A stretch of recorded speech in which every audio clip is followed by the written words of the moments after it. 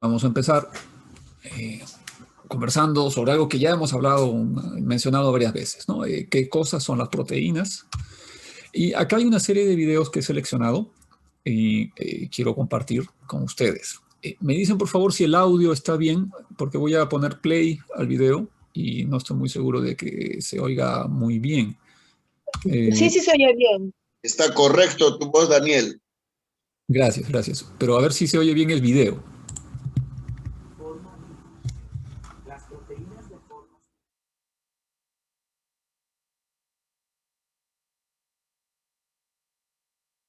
flexibles de los anticuerpos nos protegen de enfermedades. ¿Y se escucha? ¿El video se oye bien? Creo que un poco mal. El volumen está muy bajo. Y enlazarse con patógenos y apuntalarlos para que el sistema inmune los... Forma y función. Las proteínas de formas tridimensionales determinan su función. Defensa, anticuerpos. Los brazos flexibles de los anticuerpos nos protegen de enfermedades al reconocer y enlazarse con patógenos y apuntalarlos para que el sistema inmune los destruya. Comunicación. Comunicación insulina. La hormona de la insulina es una proteína pequeña y estable que fácilmente puede conservar su forma al viajar a través de la sangre para regular el nivel de glucosa en esta. Transportador de glucosa. Aquí está graficado de este color azul y es una gráfica realista, ¿no? El receptor de insulina. Y estas moléculas que son más o menos pequeñas también son una proteína, la insulina, que es una hormona que es una proteína, y puede unirse al receptor, y cuando eso ocurre, el receptor desencadena una reacción dentro de la célula. Esto que está de rosado es la capa, la membrana plasmática. Entonces, esta es una célula y esta es la parte exterior de la célula. El receptor recibe la señal, cambia de conformación y manda una señal adentro de la célula para que la célula ponga acá, haga emerger un receptor de glucosa. ¿No se me oye? Sí se escucha bien. Sí, profesor, sí. Se escucha bien, profesor Daniel. Ok, gracias, gracias. Por favor, Mónica, verifica tu audio, al menos está grabando. Entonces, este es un caso de un receptor que genera una respuesta muy, muy visible en este video, porque aquí emerge un receptor de glucosa cuando hay insulina y ahora esta célula va a captar glucosa, ¿no? Enzimas. Otro tipo de proteína. Amilasa. La alfa-amilasa es una enzima que inicia la digestión de los almidones en nuestra saliva. Transportación. Transportación bomba de calcio. Retículo sarcoplásmico de la célula muscular. La bomba de calcio es ayudada por el magnesio e impulsada por ATPs para regresar los iones de calcio al retículo sarcoplásmico después de cada contracción muscular.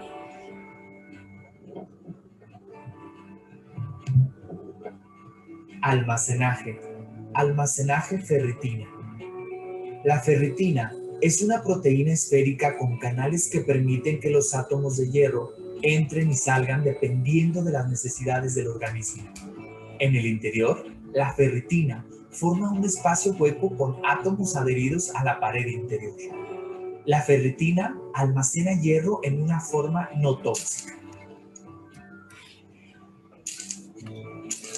Estructura. Estructura colágeno. El colágeno forma una fuerte hélice triple que es utilizada en todo el cuerpo para apoyo estructural. Las moléculas de colágeno pueden formar fibras alargadas que se unen para darle forma a las fibras de colágeno. Este tipo de colágeno es abundante en la piel y los tendones. Puedes aprender más de las funciones y las estructuras. Ok, este video me pareció muy, muy claro de cómo las proteínas son diversas en función y diversas en estructura. Hemos visto algunas proteínas que parecen ser como algo cercano a una esfera y tienen una acción, como muchas enzimas. Otras que son más bien alargadas y son larguísimas y pueden formar fibras estructurales como lo que tenemos en los tendones, como el colágeno. Y otras que interactúan en la membrana, como el receptor, ¿no? Que atraviesa la membrana y ahí está esperando recibir una señal. La cantidad de estructuras diversas que las proteínas generan es realmente es un mundo entero. Pero ¿cómo es que alcanzan estructuras tan diferentes? En sí, físicamente, ¿de qué están hechas las proteínas? Como sabemos, las proteínas son cadenas de aminoácidos, pero vamos a entrar un poco más en detalle. ¿Qué quiere decir que sean una cadena de aminoácidos? A pesar de la amplia gama de funciones, todas las proteínas están hechas de los 21 bloques llamados aminoácidos. Los aminoácidos están hechos de átomos de carbono, oxígeno, nitrógeno e hidrógeno, y algunos tienen átomos de sulfuro. La selenocisteína es el único aminoácido común que contiene un átomo de selenio. Estos átomos forman un grupo de aminos, un grupo de carboxilo y una cadena lateral unida a un átomo de carbono central. La cadena lateral determina las propiedades de un aminoácido y es la única parte que cambia de un aminoácido a otro. Los aminoácidos hidrofóbicos tienen cadenas laterales ricas en carbono que no interactúan bien con el agua. Los aminoácidos hidrófilos o polares interactúan bien con el agua. Los aminoácidos cargados interactúan con aminoácidos de cargas opuestas o con otras moléculas.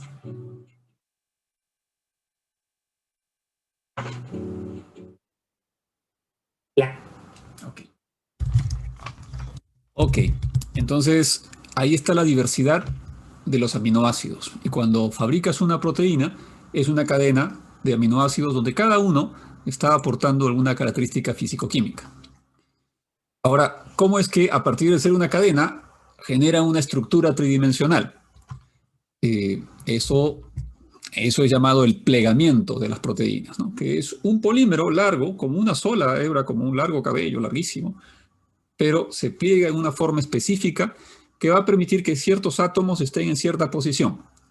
De manera no extraordinariamente fija, es flexible, pero de manera específica para cumplir su función.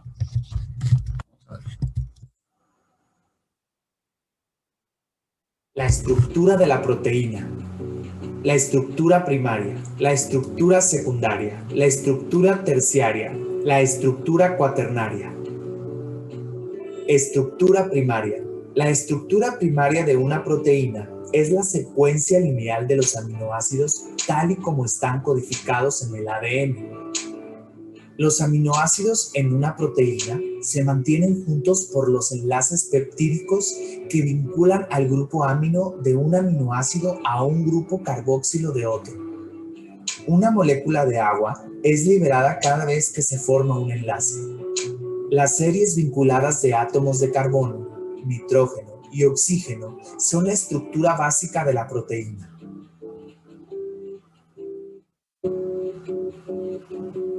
Las cadenas proteicas frecuentemente se pliegan en dos tipos de estructuras secundarias, las hélices alfa y las hojas plegadas beta. Una hélice alfa es una espiral derecha estabilizada por los enlaces de hidrógeno entre los grupos de amino y carboxilo de aminoácidos cercanos. Las hojas beta se forman cuando los enlaces de hidrógeno estabilizan uno o más hilos adyacentes de aminoácidos. La estructura terciaria de una proteína es la forma tridimensional de la cadena proteica. La forma está determinada por las características de los aminoácidos que conforman la cadena.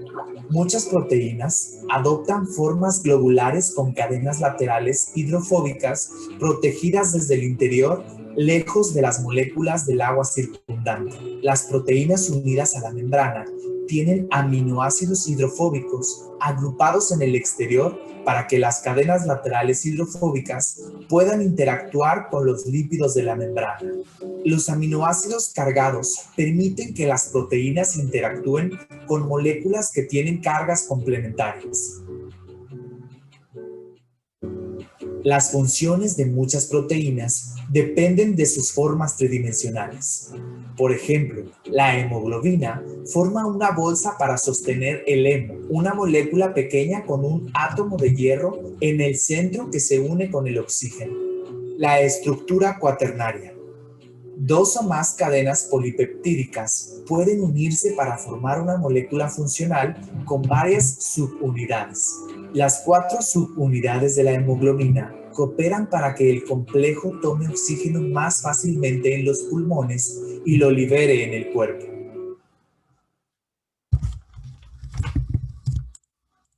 Bien, espero que esto sirva de repaso y también de inicio a una serie de detalles que vamos a ver.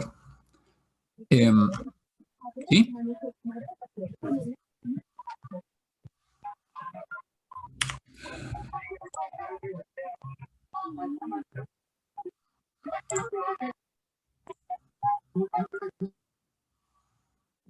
Cuidado con los micrófonos, por favor.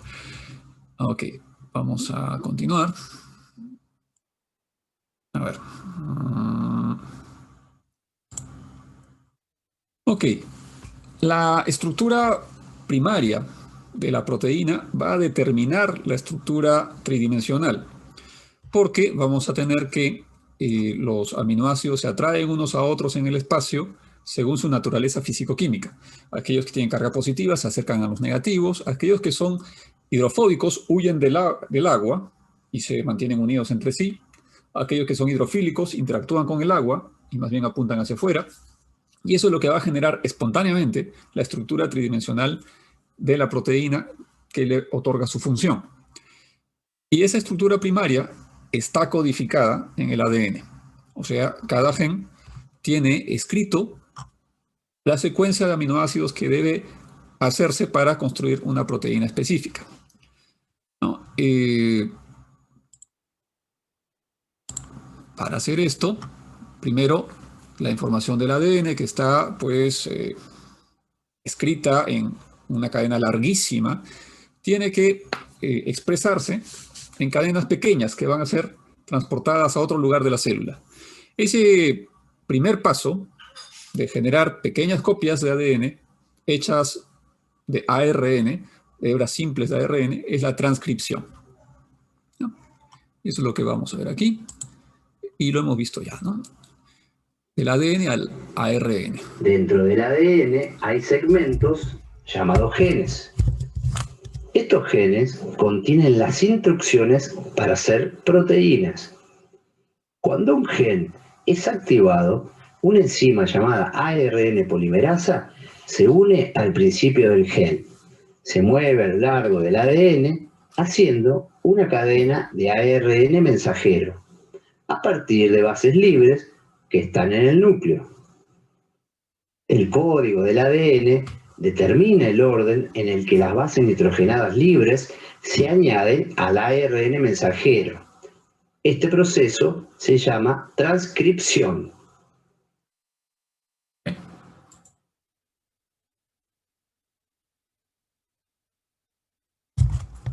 Bien, ahora que tenemos esa información que estaba en el DNA, que puede transportarse a otro lugar de la célula, es que recién puede convertirse en una información útil. Porque cuando está solamente en el DNA, digamos que no se está expresando. Solo cuando viene la RNA polimerasa y hace una pequeña copia, ahora esa copia recién es la que va a generar alguna función. Y eso lo hace a través de la traducción. La fábrica de proteínas en el citoplasma, llamadas ribosomas, se une al ARN mensajero. El ribosoma lee el código del ARN mensajero para producir una cadena de aminoácidos. hay 20 tipos diferentes de aminoácidos. Las moléculas de ARN transferencia traen los aminoácidos al ribosoma. El ARN mensajero se lee de a 3 bases a la vez. A medida que cada triplete o codón es leído, el ARN transferencia lleva el aminoácido correspondiente. Este se une a una cadena creciente de aminoácidos. Una vez que se une el último aminoácido, la cadena polipeptídica se pliega en una estructura compleja para formar finalmente la proteína. Y esa es la estructura que va a tener alguna función. Ahora, la dirección en la que se da la transcripción y la dirección en la que se da la traducción es lo que va a determinar de extremo a extremo todos los aminoácidos que forman a una proteína en particular. Entonces, el DNA lo puedes leer de 5' a 3', porque químicamente un extremo es diferente que el otro, y eso genera los extremos de la proteína desde el amino terminal hasta el carboxilo terminal. El código genético es esa correspondencia que existe entre 3 bases de ADN que le dan, bueno, o de ARN más bien, que le dan el significado a que tienen un significado de corresponder a un aminoácido. Y aquí vemos la tablita de código genético que es universal. Todos los seres vivos que conocemos tienen este mismo código. Entonces los seres vivos somos realmente hermanos, ¿no? Todos los humanos, los gusanos, las moscas, las larvas de cualquier animal, o por supuesto bacterias o arqueobacterias, todas tenemos el mismo código genético. Hay una pequeña excepción por ahí, que el codón de detención, el codón terminal, puede ser diferente en algunas especies. Pero básicamente todos los tripletes o codones, que son estos conjuntos de 3 bases, son iguales en significado, sin importar cuál ser vivo estemos usando. Así sea virus, bacterias, levadura, animal, cualquier ser vivo tiene el mismo código genético. Eso quiere decir que podemos tomar genes de una especie y llevarlo a otra, porque va a expresarse exactamente lo mismo. Bueno, aquí tenemos una marca que es el codón de inicio, AUG. Algunos aminoácidos tienen carga positiva, están marcados aquí de rosado, la lisina y la arginina. Hay 6 nucleótidos, 6 que significan arginina, y hay 2 que significan lisina. Hay aminoácidos que son hidrofóbicos, están todos estos amarillos, son hidrofóbicos. Los que tienen carga negativa están así de gris, el glutamato y el aspartato. Aquí están los de carga negativa, ¿no? Los que son hidrofílicos y no tienen ninguna carga eléctrica, pero son neutros, pero son hidrofílicos, que pueden interactuar bien con el agua, son estos azules, treonina, glutamina, histidina, serina. Y el único que tiene azufre, la cisteína. ¿Dónde está la cisteína? Aquí está. Hay 2 tripletes que codifican cisteína. ¿Bien? Entonces, este repaso nos trae estos conceptos clave, ¿no? Todas las proteínas son cadenas de aminoácidos unidos con enlace peptídico. Cada vez que se forma un enlace peptídico, se forma una molécula de agua que se despide y se queda ahí en el solvente y continúa creciendo la cadena. Existen 20 aminoácidos diferentes codificados. El aminoácido número 21, la selenocisteína, es una excepción. Está codificado por el mismo codón que la cisteína, pero ocurre en un contexto particular que el ribosoma sabe que debe interpretar y ponerle ahí una selenocisteína. Es poco frecuente.